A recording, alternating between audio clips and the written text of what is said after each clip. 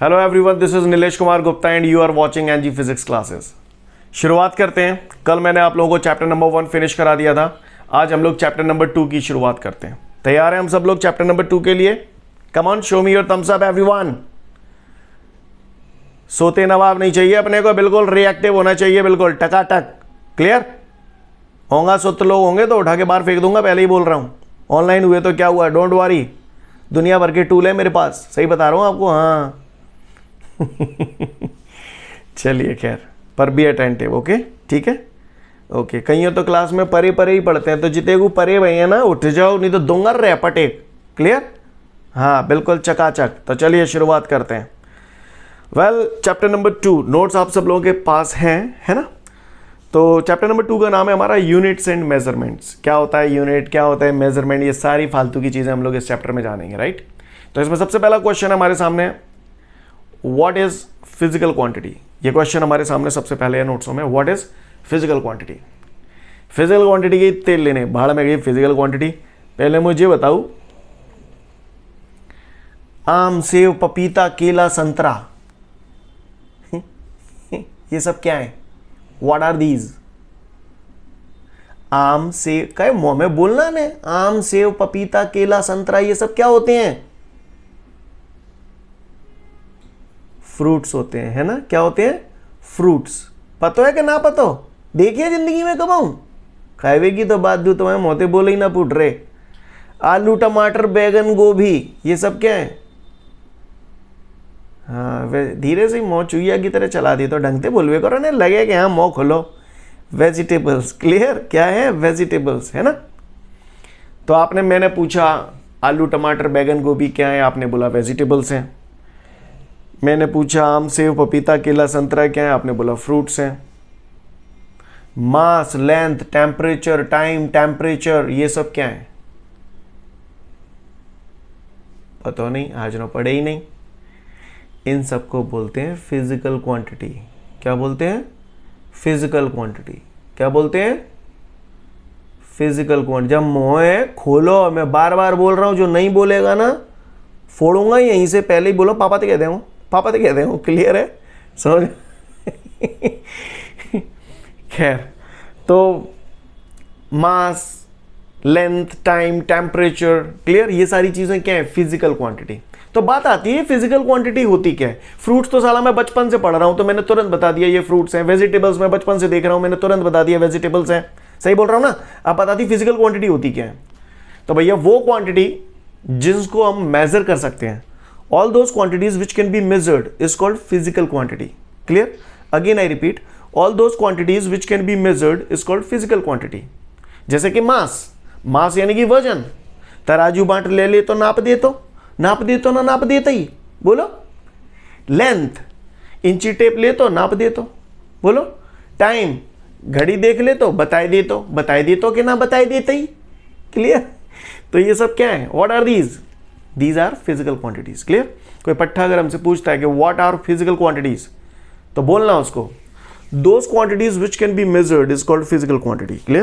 Again I repeat, all those quantities which can be measured is called physical quantity. उम्मीद करता हूं समझ गए होंगे आप लोग। तो हमारे सामने अब अगला क्वेश्चन है डिफाइन यूनिट। तो यूनिट के बारे में हम लोग जानते हैं, यूनिट होता क्या है। गौर से देखिए, मास, अभी अभी आपने पढ़ा मास, है ना?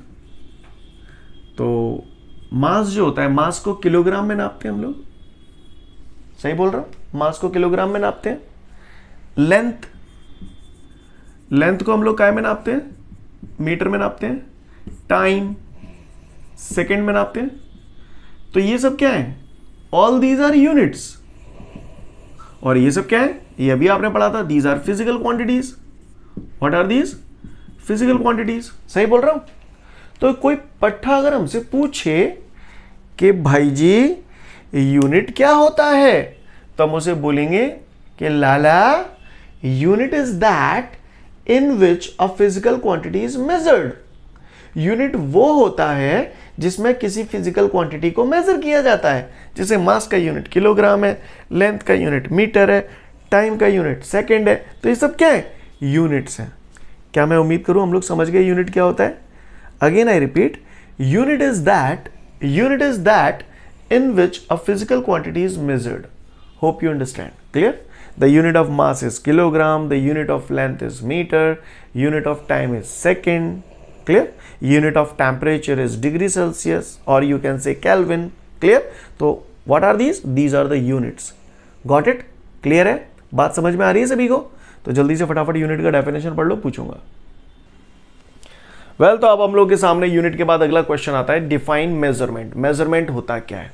तो मैं आपको बता दूं, मेजरमेंट का मतलब होता है नापना, किसी भी चीज को नापना, मापना, जो भी आप बोलना चाहें, यू कैन से, राइट। अब ये नापना होता क्या है? जैसे फॉर एग्जाम्पल, आपको घर पे मम्मी ने बोला, बेटा जाओ मंडी चले जाओ, 5 किलोग्राम आलू ले आओ। क्लियर? 5 किलोग्राम आलू ले आओ। ले आता होगा आलू, वैसे ले आता होगा, ले आता होगे, ऐसी बात ना है। तो सपोज करो तुम मंडी गए, तुमने सब्जी वाले को, भैया आलू दे दे आलू। तो वो क्या पूछते, कितने चाहिए? तुम कहते एक पसेरी दे दे। क्लियर? एक पसेरी समझते हो ना, 5 किलो आलू दे दे, है ना। तो कहता है ठीक है भैया, 5 किलो आलू देता है। देता है कि नहीं देता 5 किलो आलू? महसूस करो, 5 किलो आलू देने के लिए वो करता क्या है? वो लेता है अपने हाथ में एक तराजू, लेता है कि नहीं? कौन सा राजू?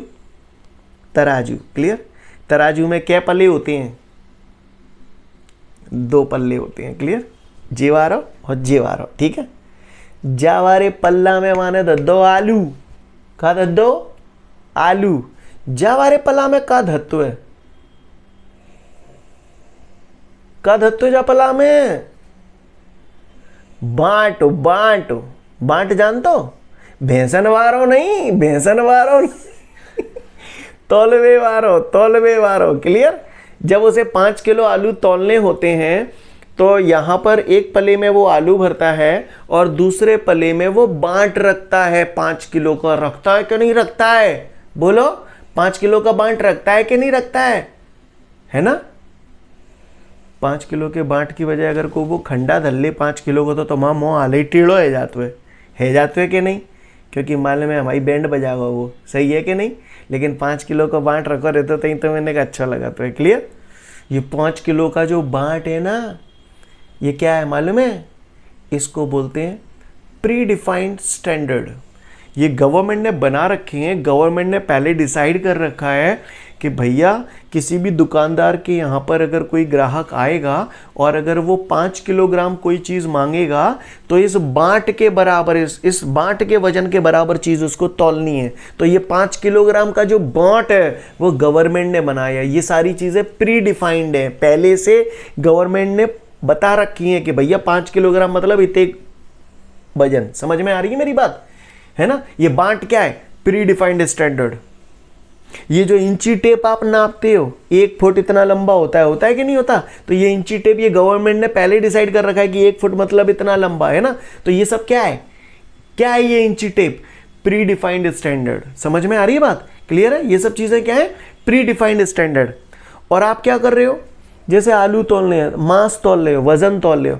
ये वजन क्या है? फिजिकल क्वांटिटी, है ना, फिजिकल क्वांटिटी। और इस फिजिकल क्वांटिटी को किससे कंपेयर कर रहे हो? बांट से। बांट क्या है? Pre defined standard. बांट क्या है? Pre defined standard. तो to compare any physical quantity with the pre defined standard is called measurement. To compare any physical quantity, यहां फिजिकल क्वांटिटी कौन है? आलू, mass. Clear? To compare any physical quantity with the pre defined standard. Pre defined standard को है ये बांट। समझ गए? तो to compare any physical quantity with the pre defined standard is called measurement. समझ में आई बात? समझ में आई बात? तो मेजरमेंट क्या होता है समझ में आया? मैंने बोला कि यार इसकी लंबाई नाप दो। मैंने बोला इसकी लंबाई नाप दो, है ना। लंबाई नाप दो, यानी एक फिजिकल क्वांटिटी को मेजर करने के लिए कह रहा हूं। लंबाई, लेंथ फिजिकल क्वांटिटी है। क्लियर? एक फिजिकल क्वांटिटी को नापने के लिए कह रहा हूं। तो इस फिजिकल क्वांटिटी को आप कंपेयर करते हो, जाके बगल से तुरंत स्केल रख देते हो। स्केल क्या है? Pre defined standard. तो to compare any physical quantity with pre defined standard is called measurement. नहीं है मेरी बात समझ में? सीन क्लियर है भैया? किसी पट्टे ने अगर पूछ लिया मेजरमेंट क्या होता है तो चमका दोगे? कहां? बात समझ में आई? क्या बोला मैंने? To compare any physical quantity with pre defined standard is called measurement. Clear? यहाँ प्री डिफाइंड स्टैंडर्ड मतलब समझ में आया? बांट क्या है? प्री डिफाइंड स्टैंडर्ड है। स्केल क्या है? प्री डिफाइंड स्टैंडर्ड है। समझ में आ रही है बात कि नहीं आ रही? क्लियर? तो किसी पट्टे ने अगर हमसे पूछ लिया कि भैया मेजरमेंट क्या होता है, तो आप लोग बोल देना to compare any physical quantity with a pre defined standard is called measurement. Scene clear है बॉस? बोलो भैया, तो जल्दी से पढ़ लो फटाफट। तो मेजरमेंट की इस डेफिनेशन के बाद हमारे सामने बेटा अगला क्वेश्चन है। जो नेक्स्ट क्वेश्चन है वो हमसे बोल रहा है explain the characteristics of the unit. Explain the characteristics of the unit. तो इसको हम लोगों को समझना है ध्यान से। तो सभी लोग बहुत ध्यान से देखेंगे कि यूनिट के अंदर क्या क्या कैरेक्टरिस्टिक्स होनी चाहिए। क्लियर? तो समझते हैं इसको। यूनिट के अंदर, यूनिट समझ गया ना, यूनिट होती क्या है? बोलो भैया पहले तो ये बताओ यूनिट होती क्या है, ये बात समझ में आ गया आपको? यूनिट वो होता है जिसमें किसी फिजिकल क्वांटिटी को नापा जाता है। सही बोलना है ना? यूनिट वो होता है जिसमें किसी फिजिकल क्वांटिटी को नापा जाता है। आइए देखते हैं। जैसे मास है, यही लिखा है मास। मास की यूनिट किलोग्राम होती है कि नहीं होती? क्लियर? क्या मास की यूनिट ग्राम नहीं होती? ग्राम भी होती है भैया मास की यूनिट। बोलो भैया होती है कि नहीं होती मास की यूनिट ग्राम? है? क्या मास की यूनिट क्विंटल नहीं होती? बोलो होती है कि नहीं होती? क्या मास की यूनिट टन नहीं होती? टन, टन सुना है कि नहीं सुना? बोलो भैया होती है? क्या मास की यूनिट मन नहीं होती? मन? अरे होती है, ये सब होते हैं भैया। जबरदस्ती को मजाक ना कर रहा हो, जोक चुटकुला ना पास कर रहा हूं ये। क्लियर? 1 टन 10 कुंटल के बराबर होता है। ये मैं भैया मैंने जी ना मालूम है भाई, टन मन जी सब ना जानता हूं, बेकार आदमी हो। क्लियर? तो मास का एक यूनिट टन भी होता है। क्लियर? ओके, 1 टन 10 क्विंटल के बराबर होता है। क्लियर? क्विंटल से बड़ा यूनिट टन होता है। मन भी होता है। मन हम लोग अपने रीजनल लैंग्वेज में यूज करते हैं। 1 मन 40 किलो का होता है, आपको बता दूं। क्लियर? तो ये सब मास के अलग अलग यूनिट्स हैं। सीन क्लियर है? जो बोल रहा हूँ समझ में आया आपको? अच्छी बात है। ते ही समझ रहे हो तो फिर बात ही का ही का। एक बात पूछो तुमसे, कहो तो पूछ लो। चींटी कितने क्विंटल की होती है? अरे हंस क्यों रहे हो यार? इसमें हंसने वाली बात मैंने कौन सी कर दी? हंस रहे हो? अच्छा ये बताओ, ये जो मार्कर है ना, इसकी लेंथ कितने किलोमीटर होगी? फिर हंस रहे हो? अच्छा, हाथी कितने तोले का होता है? हंसी आ रही है आपको? है हंसोगे तो आता ही। हंसी इसलिए आ रही है क्योंकि मैंने पूछा चींटी कितने क्विंटल की होती है, तो आपको अजीब लग रहा है। अगर मैं बोलता चींटी कितने तोले की होती है तो आपको हंसी नहीं आती। मैंने बोला इस मार्कर की लंबाई कितने किलोमीटर है तो आप हंसने लगे। लेकिन अगर मैं बोलता ये मार्कर की लेंथ कितने सेंटीमीटर है तो आपको हंसी नहीं आती। मैंने बोला हाथी कितने तोले का है तो आपको हंसी आने लगी। लेकिन अगर मैं पूछता हाथी कितने क्विंटल का है तो आपको हंसी नहीं आती। सही बोल रहा हूँ? हंसी आने का कारण था, हंसी आने का कारण ये था जो हाथी इतना बड़ा है मैं उसे तोले में नाप रहा हूँ, है ना? इसलिए आपको हंसी आ रही थी। यानी मैं बड़ी चीज़ों को नापने के लिए छोटे छोटे यूनिट यूज़ कर रहा था, जबकि मुझे यूनिट क्या यूज़ करना चाहिए था? क्विंटल। समझ में आ रही है बात? है ना? यानी हंसी कब नहीं आएगी? जब हम एक प्रॉपर यूनिट यूज़ करेंगे। अगर मैं इसकी लंबाई कितने सेंटीमीटर पूछता तो आपको हंसी नहीं आती ना। तो हमेशा जब भी हम यूनिट लिखें तो unit should be of convenient size. Unit का जो साइज होना चाहिए वो सुविधाजनक होना चाहिए। छोटी छोटी चीज़ें नापनी है तो आप तोला यूज़ कर लो, उससे बड़ी नापनी है ग्राम और किलोग्राम यूज़ कर लो, उससे बड़ी चीज़ें नापनी है तो आप क्विंटल यूज़ कर लो। समझ में आ रही है बात? अब तुम जो चैंटी को वजन नापना, तुम यूनिट यूज़ कर रहे हो टन, तो वो सही थोड़ी है। बात समझ में आई? तो यूनिट के अंदर क्या विशेषता होनी चाहिए, क्या कैरेक्टरिस्टिक होनी चाहिए? Unit should be of convenient size. तो ये कन्वीनियंट साइज का मतलब क्या होता है आपको समझ में आया? ठीक है। दूसरी बात, यूनिट हमेशा ऐसी होनी चाहिए जो इंटरनेशनली एक्सेप्टेबल हो। इंटरनेशनली एक्सेप्टेबल हो मतलब हिंदुस्तान में भी समझी जाए और कल को आप अमेरिका, है ना, सैन फ्रांसिस्को, कहीं भी आप गए तो वहाँ पर भी उस यूनिट को समझा जाए। ऐसी यूनिट्स हमें मेंटेन करनी चाहिए। जैसे भाई तुम मंडी जाते हो, तो भैया एक पसेरी आलू दे दियो, तो वो कितने किलो आलू दे देते हो तुम्हें बताओ? 5 किलो आलू दे देते। अब तुम पढ़ लिख के बड़े बच्चे हो गए हो, ठीक है ना? अब तुम मान के चलो अमेरिका गए, अमेरिका की सब्जी मंडी में गए तो आपने बोला कि भैया एक पसेरी आलू दे दियो, तो दे देगा का वो क्या हो कि तुम और जाके पसरो यहाँ का चुनाने। क्लियर? सही बोल रहा हूँ? क्योंकि वो पसेरी नहीं समझता। ही डज नॉट अंडरस्टैंड पसेरी। क्लियर? पसेरी जो यूनिट है that is the regional unit. हम लोग अपने क्षेत्रीय बोलचाल की भाषा में ये यूनिट यूज करते हैं, पसेरी, मन, पावर। पावर बोलते हैं ना, पावर 250 ग्राम 12। क्लियर? भाई कहूँ ना समझत। क्लियर? यहाँ से अमेरिका तो बहुत दूर की बात है, आप बेंगलोर चले जाओ, वहाँ भी पावर कोई नहीं समझता। समझ में आ रही है मेरी बात? क्लियर? ये सब रीजनल यूनिट है। लेकिन हमें कौन से यूनिट स्पेशली यूज़ करने चाहिए अगर हम अलग अलग कंट्रीज़ के साथ ट्रांजैक्शंस करना चाहते हैं? तो ऐसे यूनिट्स यूज़ करने चाहिए जो इंटरनेशनली एक्सेप्टेबल हों। समझ में आई मेरी बात? मुरैना में 5 किलोग्राम बोलेगो तो वो बीतेगी देगो, अमेरिका में जाके 5 किलोग्राम मांगोगे तो वो बीतेगी देगो। तो ये किलोग्राम जो यूनिट है वो कैसी है? इंटरनेशनली एक्सेप्टेबल है। नहीं यही बात है? क्लियर? बात समझ में आई कि नहीं आई पहले ये बताओ, है ना? तो यूनिट एक तो कन्वीनियंट साइज़ की होनी चाहिए, दूसरा इंटरनेशनली एक्सेप्टेबल होनी चाहिए। ठीक है? दूसरी बात, यूनिट का जो मैग्नीट्यूड है, जो न्यूमेरिकल वैल्यू है, वो टाइम और प्लेस के हिसाब से चेंज नहीं होनी चाहिए। जैसे मैंने मुरैना में 5 किलोग्राम आलू मांगे तो इतने वजन के बराबर दे दिया, इतने वजन के बराबर का बांट था। अमेरिका में 5 किलोग्राम को बांट इतने बड़ो हुए, तो क्या सही व्यापार हो पाएगा दो कंट्रीज़ के बीच में? नहीं हो पाएगा। जितना 5 किलोग्राम के बांट का वजन यहाँ है उतना ही अमेरिका में होना चाहिए, तभी तो लेन देन हम लोग प्रॉपर तरीके से कर पाएंगे। बोलो भैया सही बोल रहा हूँ कि नहीं? तो इसीलिए बोला गया है magnitude of the unit should not be change with the time and place. बात समझ में आई? क्लियर है? पॉइंट समझ में आते जा रहे हैं आपको? क्लियर?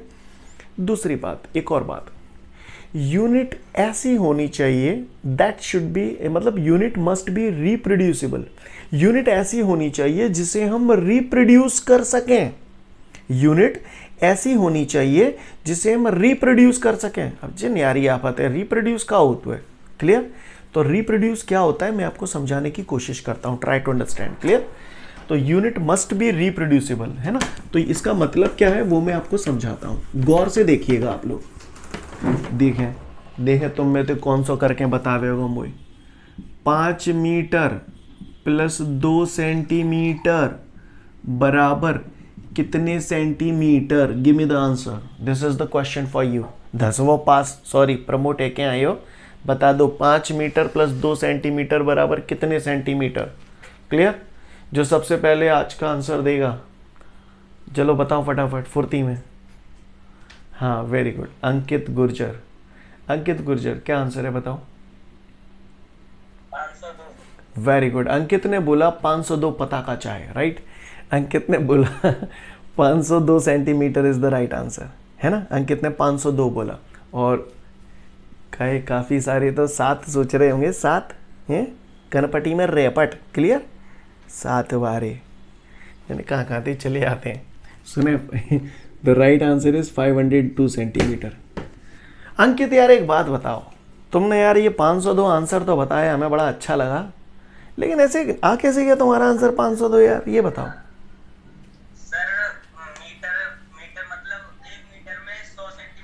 तो तुमने ऐसा किया क्यों तुमने 1 मीटर में 100 सेंटीमीटर वैसे ही जोड़ देते?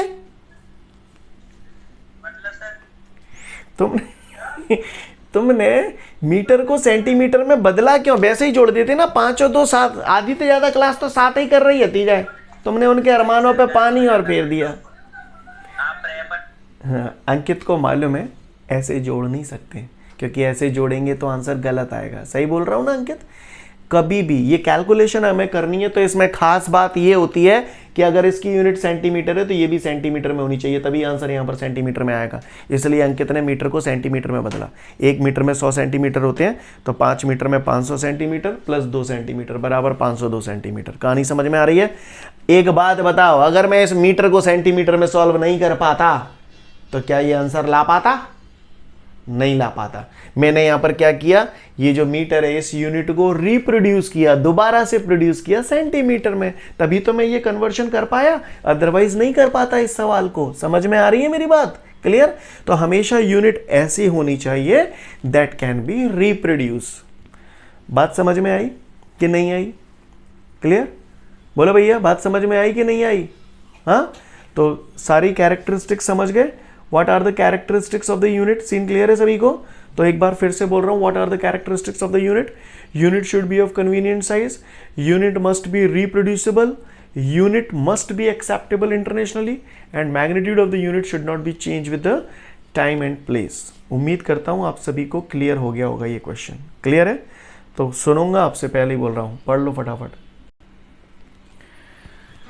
चलिए, तो फिर यहां तक हम लोगों ने देख लिया different characteristics of the unit. अब इसके बाद हमारे सामने जो अगला क्वेश्चन है, that is define fundamental units and derived units. Clear?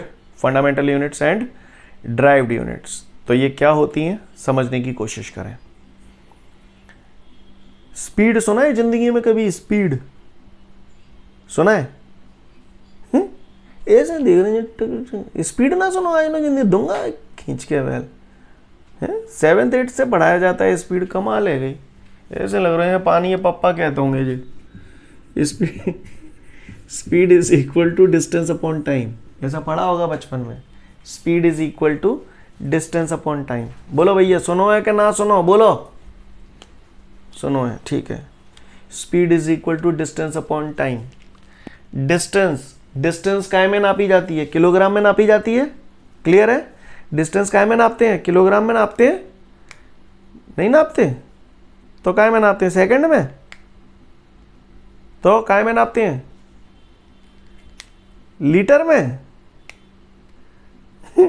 अच्छा, मीटर कह रहे हो? मीटर में। अरे बच्चा तो अच्छी है, तो ऐसी बात ना थे। तो डिस्टेंस की यूनिट मीटर, टाइम की यूनिट, टाइम काय में नापा जाता है? सेकंड में, है ना? तो unit of time is second. Clear? तो स्पीड की यूनिट क्या आ गई? मीटर पर सेकंड। हम लोग स्पीड मीटर पर सेकंड में ही तो नापते कि नहीं नापते? बोलो भैया, है ना? सही बोल रहा हूं ना? तो चाहे स्पीड की यूनिट निकालने के लिए मुझे डिस्टेंस पे और टाइम पे डिपेंड होना पड़ा कि नहीं होना पड़ा? स्पीड की यूनिट निकालने के लिए मुझे डिस्टेंस और टाइम पे डिपेंड होना पड़ा। इट मींस ये जो यूनिट है दैट इज ड्राइव्ड यूनिट। कैसी यूनिट है? Derived unit. समझ में आ रही बात? स्पीड की वैल्यू कैलकुलेट करने के लिए आपको डिस्टेंस पे और टाइम पे डिपेंड होना पड़ रहा है। इसका मतलब स्पीड जो हुआ दैट इज डिराइव्ड यूनिट, या डिराइव्ड क्वांटिटी भी बोलते हैं इसे। क्लियर है? समझ में आ रही बात? ये कैसी यूनिट हुई? Derived unit. आओ फिर से देखते हैं। मैंने बोला डिस्टेंस की यूनिट क्या होती है? तो आप तुरंत बोलते हो मीटर। उसके लिए कोई फार्मूला लगाने की जरूरत होती है क्या आपको? ऐसे कोई फार्मूला लगाने की जरूरत तो नहीं है ना।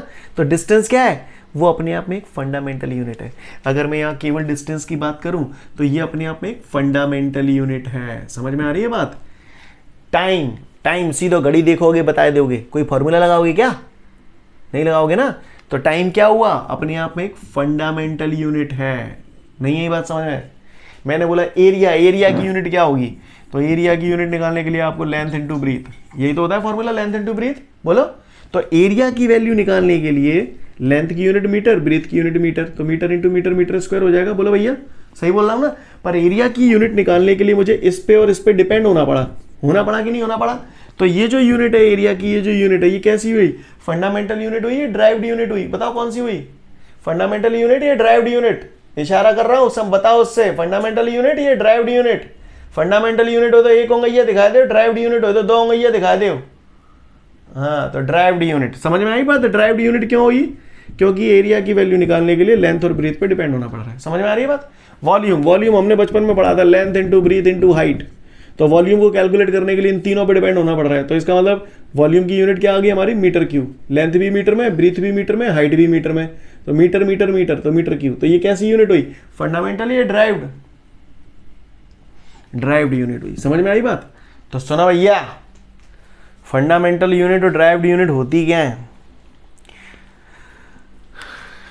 ये स्पीड कैसी यूनिट बोली थी आपने? ड्राइव्ड यूनिट बोली थी। तो ड्राइव्ड यूनिट जो होती हैं वो किस पे डिपेंड करती हैं? Fundamental unit. ड्राइव्ड यूनिट ये distance, fundamental unit, time, fundamental unit. यानी कहने का तात्पर्य है ड्राइव्ड यूनिट वो यूनिट होती है जो फंडामेंटल यूनिट पे डिपेंड करती हैं। Those units which depend on the fundamental units it called derived unit. Clear है? और कोई पूछो फंडामेंटल यूनिट क्या होती है? Those units which are independent is called fundamental unit. Distance नापना है, सीधा डिस्टेंस इंची टेप लो और नाप दो, कोई फार्मूला वार्मूला लगाने की जरूरत नहीं है, यानी वो इंडिपेंडेंट है। क्लियर। लेकिन स्पीड निकालनी है तो बंधन है, एक फॉर्मूला अप्लाई करना पड़ेगा। एरिया निकालना है, बंधन है, लेंथ इनटू ब्रीथ फॉर्मूला लगाना पड़ेगा, तब निकाल पाएंगे, राइट। तो ये सब क्या है, ड्राइव्ड यूनिट है। Clear. Area, speed, velocity, acceleration, force, work etcetera. Clear है, बात समझ में आ रही है। तो फंडामेंटल यूनिट और ड्राइव्ड यूनिट समझ में आया आपको क्या होता है। मैं फिर से बोल रहा हूं, those units which are independent is called fundamental या derived fundamental unit. Clear. Those units which are independent is called fundamental units, and those units which depend on fundamental units is called derived unit. समझ में आई बात, is called derived unit. समझ में आई बात। तो derived unit और fundamental unit क्या होती है, आपको पल्ले पढ़ रहा है कि नहीं पढ़ रहा है, पहले तो ये बताओ। क्लियर है भैया, बोलो। किसी ने पूछ लिया फंडामेंटल यूनिट क्या होती है और ड्राइव्ड यूनिट क्या होती है, तो हमारे बात दोगे बात हो। क्लियर। क्लियर। स्पीड है, स्पीड फिर से बोल रहा हूं, स्पीड। तो स्पीड निकालने के लिए आपको इस पे और इस पे डिपेंड होना पड़ रहा है। इसका मतलब स्पीड कैसी यूनिट हो गई, ड्राइव्ड यूनिट हो गई, है ना। डिपेंड किस पे होना पड़ रहा है, इस पे। ये क्या है, फंडामेंटल। ये क्या है, फंडामेंटल। बात समझ में आ रही है आपको। तो फिर से लास्ट बार फिर से रिपीट कर रहा हूं, पूछूंगा बाद में, पहले ही बोल रहा हूं। Those units which are independent is called fundamental या derived, fundamental, and those units which depend on fundamental unit is called derived unit. समझ गए, भाषा समझ में आ रही है, हैं? सोच ले भाई, सोच लेगी आगे, सोचवाऊं, सोचो तो फटाफट पढ़ लो, पूछूंगा अभी। इसके बाद हम लोग के सामने जो नेक्स्ट क्वेश्चन है वो बोल रहा है explain the different systems of measurement of units, है ना। Explain the different systems of measurement of units. Very very very important question, जहाँ तक 11th क्लास का सवाल है। क्लियर। और ये हर एंगल से इंपॉर्टेंट है। आपको एक बात बता दूं, चैप्टर नंबर 2 से लेके चैप्टर नंबर 3 और 4 तक, है ना, स्पेशली 3 तक ज़्यादा मैं तवज्जो दूंगा। चैप्टर 2 और 3 पूरी फिजिक्स की जड़ है। जिन लोगों ने 11th का चैप्टर 2 और 3 नहीं पढ़ा तो समझ लेना पूरी फिजिक्स वो कर लेता है, लेकिन कॉन्फिडेंस उसके अंदर कभी नहीं आ पाता, क्योंकि 2 और 3 में ही पूरी फिजिक्स समाई हुई है, यकीन मानिएगा आप, है ना। खैर जैसा भी है, तो मुझसे पूछ रहा है explain the different systems of measurement of units. तो listen everyone, different systems of measurement of units क्या है। साइंस ये कहता है कि अगर आप छोटी छोटी चीजें नाप रहे हो तो उसके लिए छोटा सिस्टम यूज करो, बड़ी बड़ी चीजें नाप रहे हो तो उसके लिए बड़ा सिस्टम यूज करो, है ना। तो इसके लिए कुछ एक सिस्टम हमारे सामने आए। वैसे जो मैं बता रहा हूँ वो आप लोग 9th-10th में भी पढ़ चुके हो, different systems of measurement of units. There are 4 systems of measurement of units. ठीक है, 4 सिस्टम होते हैं, जिसमें से एक होता है सीजीएस सिस्टम, सीजीएस सिस्टम। एक होता है आपका एमकेएस सिस्टम, एक होता है आपका एफपीएस सिस्टम, और एक होता है आपका एसआई सिस्टम। क्लियर। ये 4 सिस्टम होते हैं। किसी भी फिजिकल क्वांटिटी को मेजर करने के लिए हमारे पास ये 4 सिस्टम होते हैं, CGS system, MKS system, FPS system, SI system. Clear. तो सबसे पहले हम लोग यहाँ पर जानेंगे सीजीएस सिस्टम। कुछ नहीं है, देखो इधर, सी बोले तो सेंटीमीटर, जी बोले तो ग्राम, और एस बोले तो सेकेंड। क्लियर। सीजीएस सिस्टम हमसे ये कहता है कि भैया अगर आप लेंथ सेंटीमीटर में नाप रहे हो तो मास को ग्राम में ही नापिए और टाइम को सेकंड में ही नापिए। क्लियर। तुम जो सोचो लंबाई सेंटीमीटर में नापोगे और वजन मास किलोग्राम में नापोगे तो आप जो न्यूमेरिकल सॉल्व करोगे ना उनके आंसर्स गलत आएंगे। क्लियर है। क्लियर। सीजीएस सिस्टम हमसे ये कहता है, सीजीएस सिस्टम ये कहता है कि अगर आप लेंथ को सेंटीमीटर में नाप रहे हैं तो मास को ग्राम में नापिए और टाइम को सेकंड में नापिए। क्लियर। अब बात आती है एमकेएस सिस्टम। एमकेएस सिस्टम की अगर हम लोग बात करें तो एम बोले तो मीटर, ठीक है, मीटर, के बोले तो किलोग्राम, किलोग्राम, एस बोले तो सेकंड, एस बोले तो सेकंड। एमकेएस सिस्टम हमसे ये कहता है कि लेंथ को मीटर में नापिए, मास को किलोग्राम में नापिए और टाइम को सेकंड में नापिए। Clear. MKS system is that system in which length is measured in meter, mass is measured in kilogram, time is measured in second. Scene clear है? ओके तीसरा system है FPS system. F बोले तो feet, P बोले तो pound और S बोले तो सेकेंड. क्लियर? FPS सिस्टम हमसे ये कहता है कि भैया लेंथ को फीट में नापिए, मास को पाउंड में नापिए और टाइम को सेकंड में नापिए. लेंथ को फीट में नापते बोलते ना, तो कहते लंबाई कितनी है, बोले 5 फुट का हूँ मैं तो 6 फुट का हूँ. क्लियर? सही बोल रहा हूँ ना? तो ये जो फुट है वो क्या है, ये फीट ही है. क्लियर? 1 फुट में 12 इंच होते हैं. 1 feet is equal to 12 inch. खैर गोली मारो. FPS सिस्टम ये कहता है कि लेंथ को फीट में नापिए, मास को पाउंड में नापिए. पाउंड सुना है कभी जिंदगी में आज तक? नहीं सुना? बर्थडे केक ले जब पापा जाते हैं ना, तो जो केक वाला होता है वो पूछे तो क्या के पाउंड को चाहिए, के पाउंड को चाहिए. गांव बारी ने जाए पाउंड बना दो, लेकिन ये है पाउंड. क्लियर? समझ में आ रही है बात? वो जो पाउंड चिल्लाता है ना, वो पाउंड ही होता है. क्लियर है? जो लोग आप में से जिम जाते हो तो जिम में आपने देखा होगा डंबल उठाते हैं ना, कितने पाउंड का है पूछते हैं. एक डंबल 453 ग्राम का होता है, लगभग आधा किलो. खैर हमें क्या करना, आग लगे. तो पाउंड समझ गए, मास की एक यूनिट पाउंड भी होती है. सीन क्लियर है सभी को? अगला यूनिट सेकेंड. क्लियर? ये 3 सिस्टम समझ में आ गया आपको? 3. क्लियर?